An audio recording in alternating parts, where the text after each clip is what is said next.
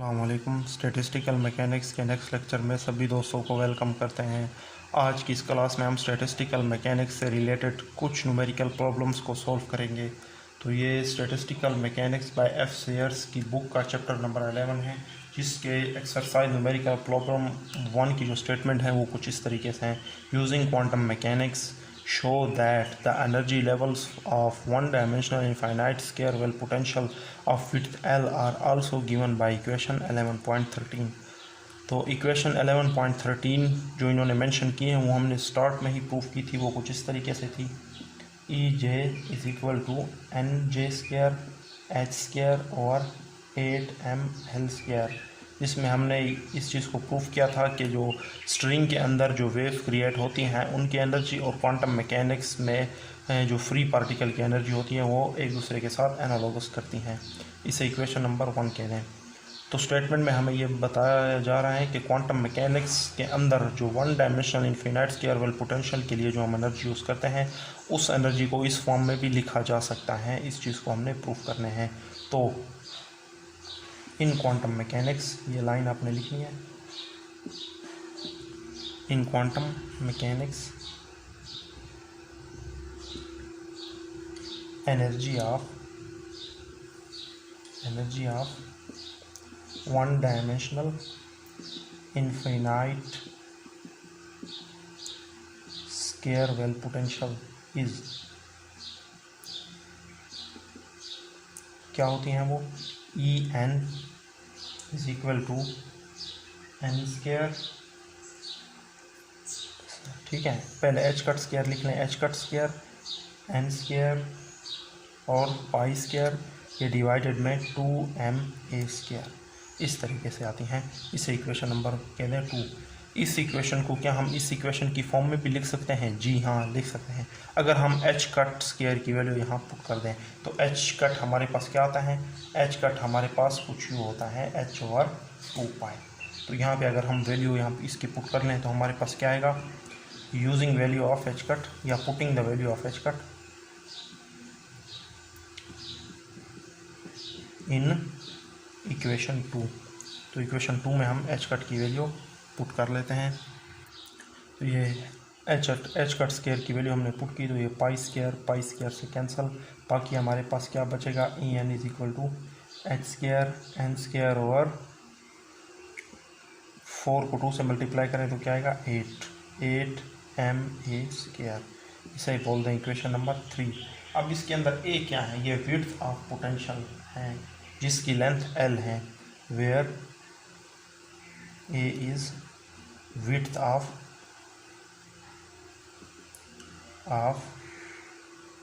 Potential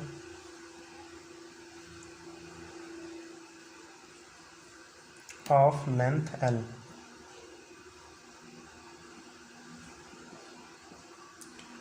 ठीक है, तो इनफिनाइट स्क्वायर की बात हो रही है तो हम इसके अंदर पुट कर सकते हैं, put A is equal to L। A की जगह हम L पुट कर सकते हैं। अगर यहाँ पे हम A की जगह L पुट कर लें तो ये L स्क्वायर हो जाएगा। सही। अब इस इक्वेशन को देखें और इस इक्वेशन को देखें तो ये बिल्कुल सेम आ रही हैं। ये जो इक्वेशन थी हमारे पास इनफिनाइट स्क्वायर वेल पोटेंशियल की, हम उसे इस फॉर्म में भी बिल्कुल लिख सकते हैं। आ गई बात समझ में? तो ये था फर्स्ट न्यूमेरिकल। इसके बाद अब हम सेकंड न्यूमेरिकल प्रॉब्लम देखेंगे। नेक्स्ट न्यूमेरिकल प्रॉब्लम है calculate the value of N J की वैल्यू हमने कैलकुलेट करनी है। In which oxygen atom confined to cubical box, के एक ऑक्सीजन एटम जो है वो क्यूबिकल बॉक्स में कन्फाइंड है 1 सेंटीमीटर ऑन अ साइड, जिसकी एक साइड 1 सेंटीमीटर है, विल हैव सेम एनर्जी, जिसकी एनर्जी सेम है, as the lowest energy available to helium atom, जिसकी जो एनर्जी है वो हीलियम के lowest energy possible lowest energy के इक्वल हैं, कन्फाइंड टू क्यूबिकल बॉक्स, जो कि हीलियम एटम भी एक क्यूबिकल बॉक्स में कन्फाइंड है और उसकी लेंथ जो है 2 × 10⁻⁻10 मीटर है एक साइड की। एन जे हमने फाइंड आउट करना है। ऑक्सीजन एटम किसी क्यूबिकल बॉक्स जिसकी एक साइड की लेंथ 1 सेंटीमीटर है उसमें कन्फाइन किया हुआ है और उसकी एनर्जी जो है वो सेम है किसी हीलियम के लोवेस्ट पॉसिबल या अवेलेबल एनर्जी के। और हीलियम एटम जो कि किसी बॉक्स में कन्फाइन है क्यूबिकल बॉक्स में और उसकी लेंथ भी 2 × 10⁻⁻10 मीटर है। तो एनर्जी का जो रिलेशन है स्टेटिस्टिकली वो हमारे पास क्या है, वो हमारे पास कुछ यूँ है, EJ = NJ² H² और 8mL²। ये जो इक्वेशन हमने लिखी है इसमें लेंथ बयान किया गया है। किसी भी पर यूनिट लेंथ के लिए ये एनर्जी हम यूज़ कर सकते हैं, लेकिन अगर बात हो क्यूबिकल बॉक्स की, अब लेंथ तो वैसे हमें दी गई है 1 सेंटीमीटर ऑक्सीजन के लिए और हीलियम के लिए भी जो है ना 2 × 10⁸ मीटर है, लेकिन ये एक साइड की हैं, बाकी दो साइड कहाँ जाएंगी। तो इसलिए हम पर यूनिट लेंथ को पर यूनिट वॉल्यूम में चेंज करेंगे। वो किस तरह करेंगे, क्यूबिकल बॉक्स की 3 साइड्स होती हैं, हर एक का लेंथ अगर L हो तो L³ हमारे पास है ये V के इक्वल हो जाएगा। L³ किसके, V के इक्वल हो जाता है किसी भी क्यूबिकल बॉक्स के लिए। तो दोनों साइड से आप क्यूब रूट ले सकते हैं, तो V⁻³ इस तरीके से हो जाएगा। लेकिन यहाँ पे L² की बात हो रही है, ये सिंपली L है तो स्क्वायर कर दें L² को, यहाँ भी स्क्वायर और इधर भी स्क्वायर हो जाएगा इस तरीके से। तो L² की जगह हम V⁻²/3 L² की जगह V⁻²/3 यहाँ पे पुट कर लेंगे। तो हमारे पास जो एनर्जी होगा वो पर यूनिट वॉल्यूम किसी क्यूबिकल बॉक्स के लिए भी जो है ना फॉलो हो सकता है। NJ² H² divided by 8m V⁻²/3। इस तरीके से ये इक्वेशन हमारे पास आ गई। अब दो एटमों की उन्होंने बात की, ऑक्सीजन और दूसरा क्या, हीलियम। सही है, उनकी जो एनर्जी लेवल्स हैं और उनके जो मैसेज हैं वो हम कंपेयर करेंगे। तो एनर्जी फॉर ऑक्सीजन, सबसे पहले हम यहाँ लिखेंगे फॉर ऑक्सीजन। ऑक्सीजन के लिए क्या होगा, EJ = NJ² H² divided by 8mo mass of oxygen V⁻²/3 और V भी VO, मतलब कि जिस क्यूबिकल बॉक्स में ऑक्सीजन है उसका जो वॉल्यूम है वो VO है। आगे बात समझ में। और सिमिलर यहाँ पे हम लिखेंगे फॉर हीलियम, HE से शो कर देते हैं, ऑक्सीजन को O से सिंपली शो कर देते हैं। इसकी जो इक्वेशन है EJ अच्छा NJ हमने ऑक्सीजन का इक्वल जो है ना फाइंड आउट करना है, ठीक है NJ, लेकिन हीलियम का NJ उन्होंने बताया कि उसकी लोवेस्ट एनर्जी स्टेट है, लोवेस्ट एनर्जी, ठीक है। तो लोवेस्ट एनर्जी हीलियम के लिए क्या है, NX² भी 1 है, NY² भी 1 है और NZ² भी हमारे पास 1 है। इन तीनों की वैल्यू अगर 1 है तो NJ की वैल्यू क्या होगी, जो NJ² है ये तो इक्वल टू होता है NX² plus NY² plus NZ²। तो 1 + 1 + 1 क्या हो जाएगा, NJ² हमारे पास क्या आ जाएगा 3, ठीक है। तो NJ² हमारे पास 3 हो जाएगा। ये थोड़ा सा मैं रफ कर देता हूँ। हीलियम एटम के लिए क्या आ जाएगा, EJ = 3H² और 8mHe, ठीक है, मैस ऑफ हीलियम। और वॉल्यूम जो है किसके लिए, हीलियम, जिसके अंदर हीलियम कन्फाइन है 2/3।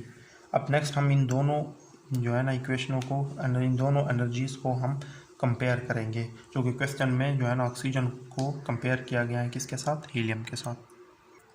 इसी तरीके से दोनों को हम कंपेयर कर रहे हैं। तो ये H² इस H² से कैंसिल हो जाएगा और ये 8 जो है ना इस 8 से कैंसिल हो सकता है, बाकी टर्म कैंसिल नहीं हो सकती। NJ² हमने फाइंड आउट करना है तो इसे यहीं रखेंगे और बाकी टर्म को उस साइड पे ले जाएंगे। 3 ये m0 इस साइड पे आ जाएगा और साथ में VO, ठीक है, मैस ऑफ ऑक्सीजन और volume of oxygen cubical box. Divide में क्या आएगा, MHE और VHE पावर 2/3। अब हम इनके अंदर वैल्यूज पुट करेंगे। तो हम जानते हैं 3 मास ऑफ ऑक्सीजन कितना होता है, 16 को मल्टीप्लाई कर दें मास ऑफ प्रोटॉन से तो आपके पास मास ऑफ ऑक्सीजन आ जाएगा। तो मास ऑफ ऑक्सीजन जो हमारे पास है वो कुछ इस तरीके से है।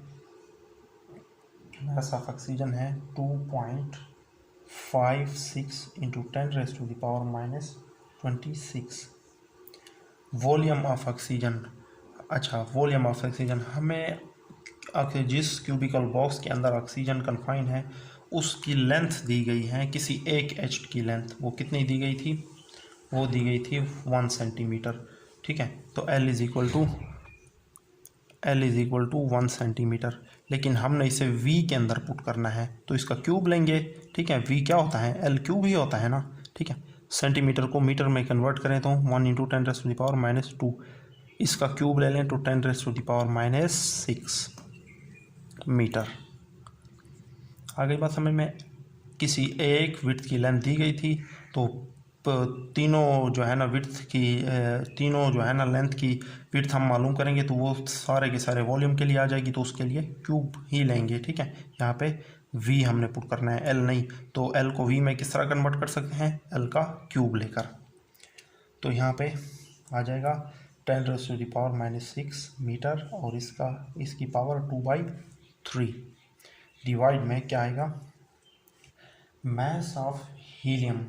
मास ऑफ हीलियम कितना है हमारे पास, वो है 6 पॉइंट, नेट से सर्च कर भी लेना, ऐसे फाइंड आउट कर लेना, 6.68 इंटू 10⁻⁻27। थोड़ा सा ही डिफरेंस है, वो 10⁻⁻26 और ये 27 है इस तरीके से। और ये वॉल्यूम, इसका वॉल्यूम कितना था हीलियम का, इस तरीके से उन्होंने भी जो है ना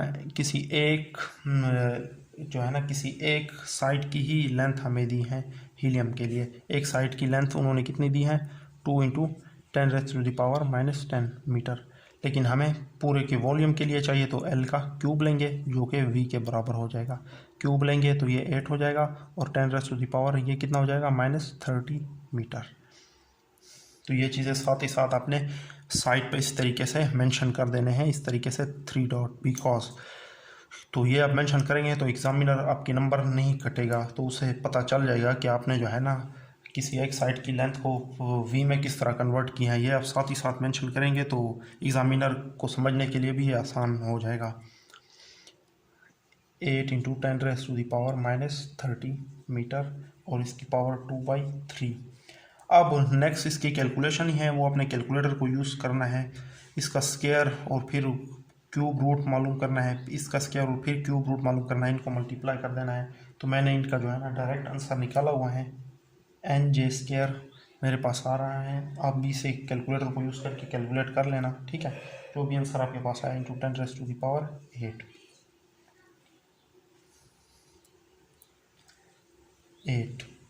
सही है। इसी तरीके से इसका आंसर आता है NJ² का, सॉरी। लेकिन नेक्स्ट हम इसका क्यूब रूट लेंगे तो इसका क्यूब रूट किसके इक्वल आता है वो भी देख लेते हैं। तो ये आंसर मेरे पास आ रहा है, अगर इसका क्यूब रूट लें स्क्वायर रूट लें तो हमारे पास ये टर्म आ जाएगी। तो ये NJ हमने फाइंड आउट करना था। आ गई बात समझ में।